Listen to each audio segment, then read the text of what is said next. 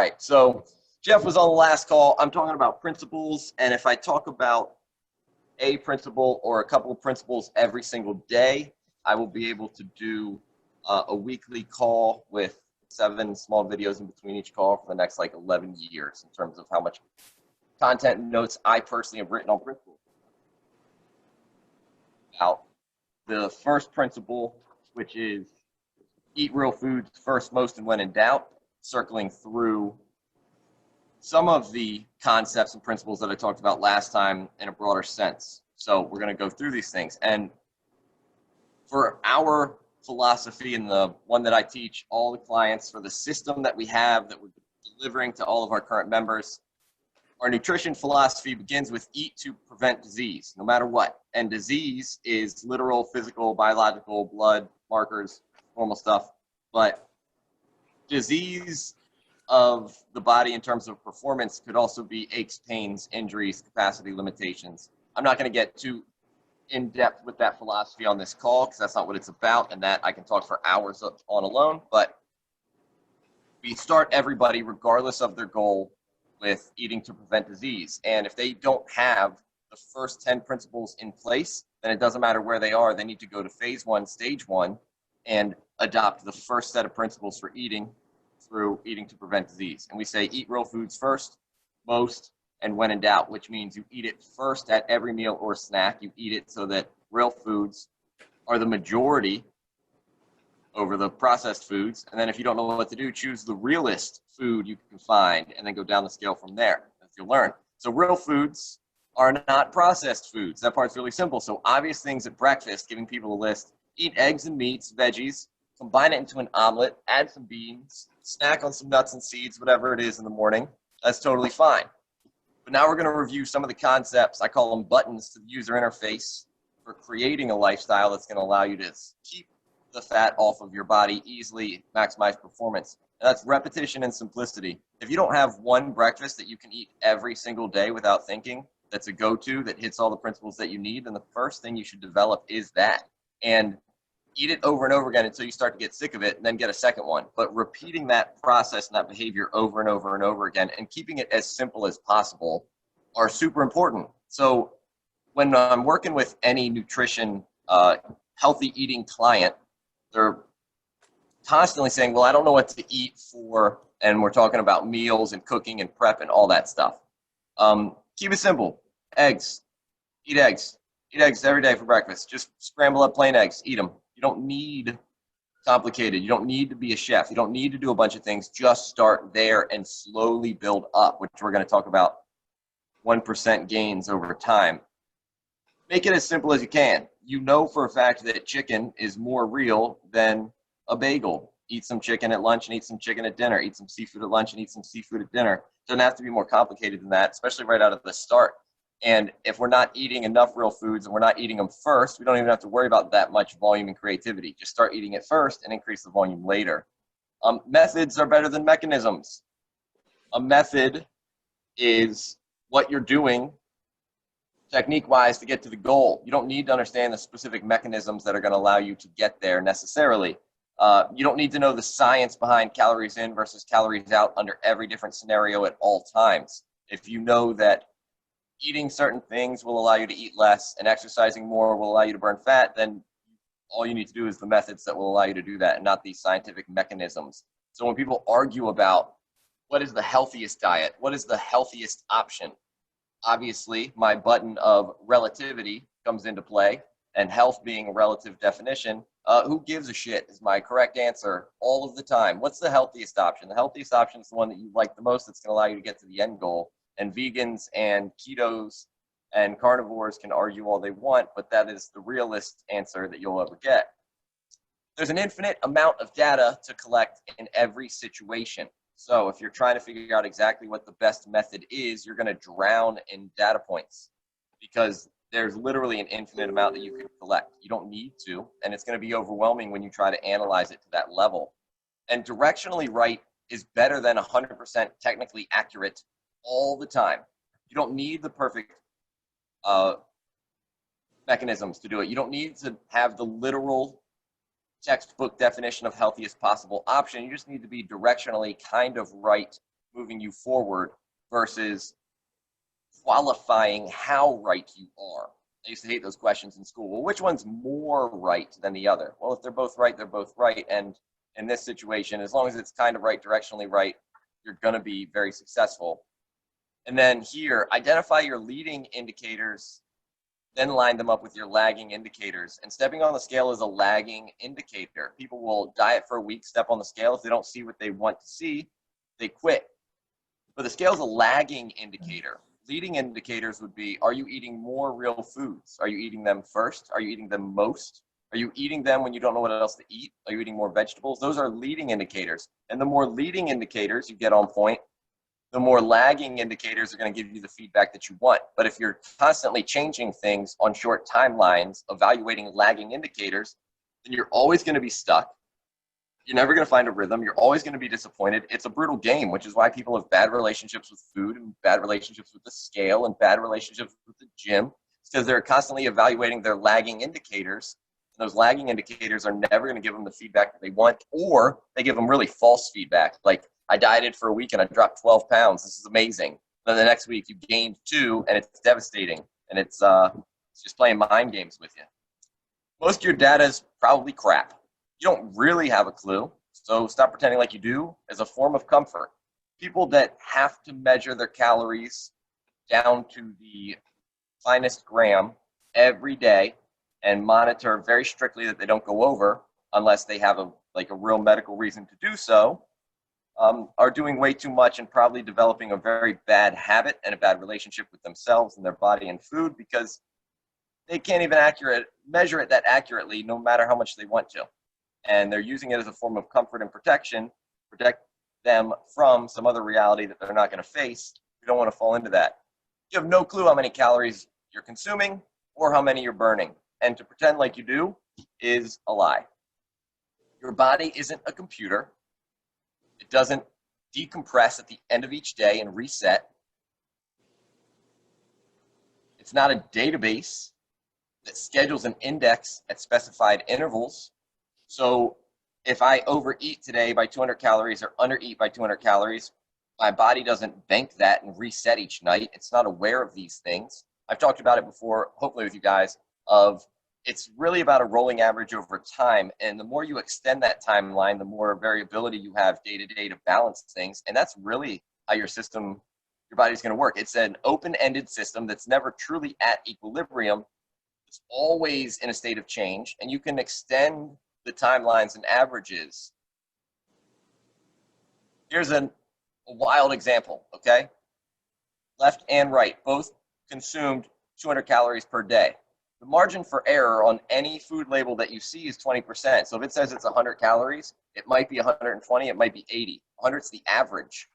So let's say a person on the left had 2,000 calories that day and had a string of bad luck, and everything they ate was actually 20% higher. So 2,400 calories went into their body, and it was mostly fat.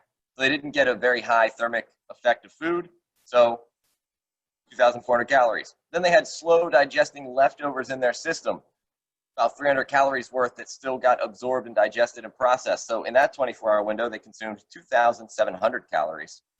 The person on the right had some good luck, and all of the food they ate was on the lower end. Instead of the average, it was on the low end. So actually, they only ate 1,600 instead of 2,000. And most of it was protein. So they had a very high amount of the thermic effect of food burning off those calories. So it was really only 1,200. And then they ate plenty of fiber. All their carbs were fiber. So really what went in was about 900 calories. That's a difference between person on the left, person on the right of 1,800 calories, which is possible. Even if both of them on paper consume the same amount, you could see that variance in a single day. 1,800 calorie difference per day for those two over the course of a week. If one person made good decisions and had bad luck, they would have gained 3.5 pounds based off of this math and calorie assumption and systems. Somebody who made bad decisions but had good luck would have lost 3.5 pounds that week.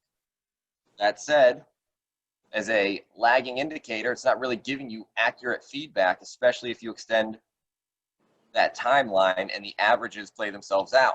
It's also important to remember that that is not real or factual or accurate as an example That's never really happened and been documented. It's just a concept to better understand the principles and averages over time. If you can understand the concept or the idea, you can more effectively adopt the principles to fit you. If you were unable to wrap your brain around that concept, we'd have to go back and review it so you could understand what is a concept and how we use concepts. So real foods, they're not processed. Breakfasts. Here's my keep it unbelievably simple method that can be applied for everybody. Eat eggs, turn them into omelets, have some meat with it, nuts and seeds, and even at breakfast, just throw it on a salad. And then my lunch and dinner, super simple strategy, cook it, and then throw it on a salad. I don't care what you had. You didn't eat your chicken and vegetables with dressing on it and like maximum fat, drenched in maximum fat ranch. So when you put it on a different green vegetable, you don't have to load it up with ranch again. Whatever you cooked, just put it on a salad and eat it all together. If it sounds crazy, one of my favorite things in the world to eat is bacon and eggs on a chef salad. So it's lettuce and tomato and cheese and turkey, and there's no dressing. I just eat a bite of eggs and bacon and a bite of the salad all at once, and it tastes amazing.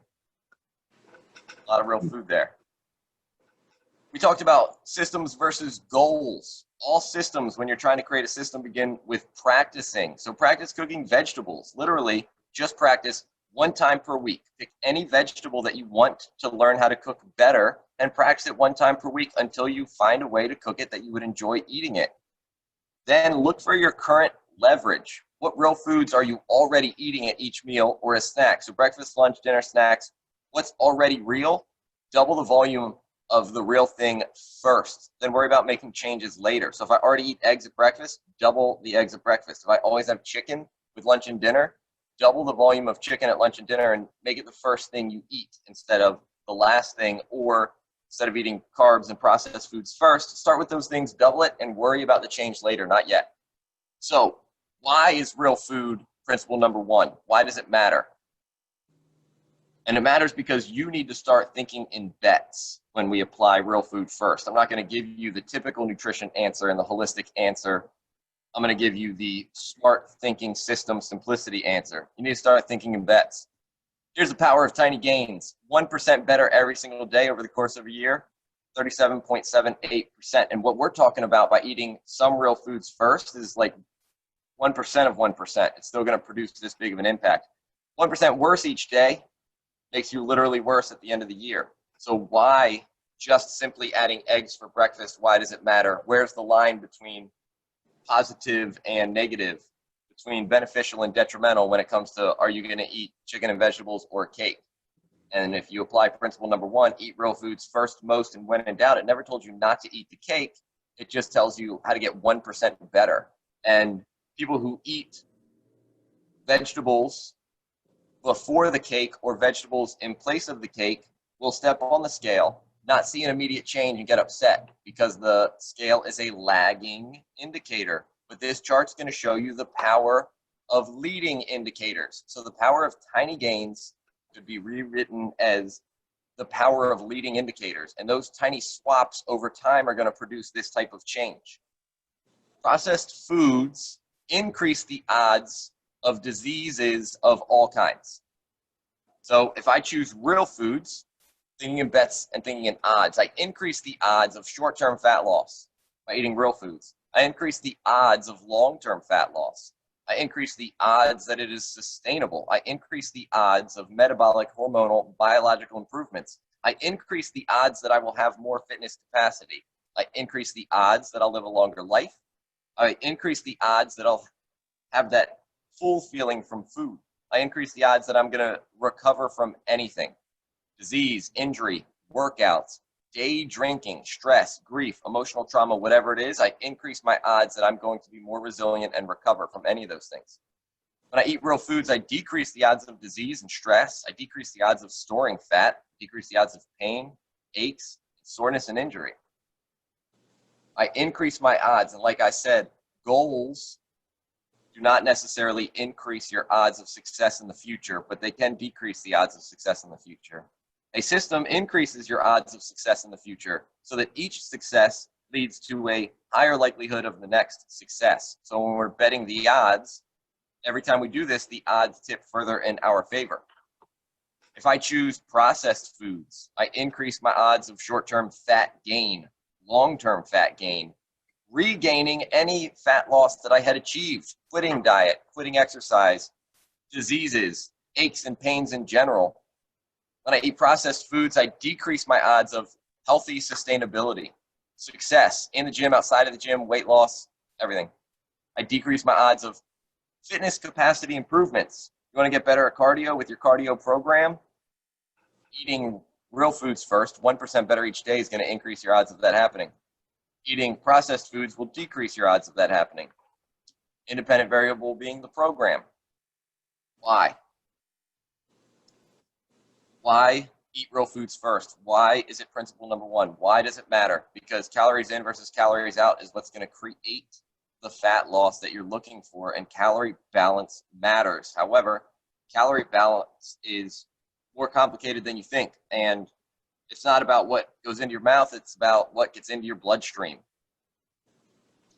The thermic effect of food.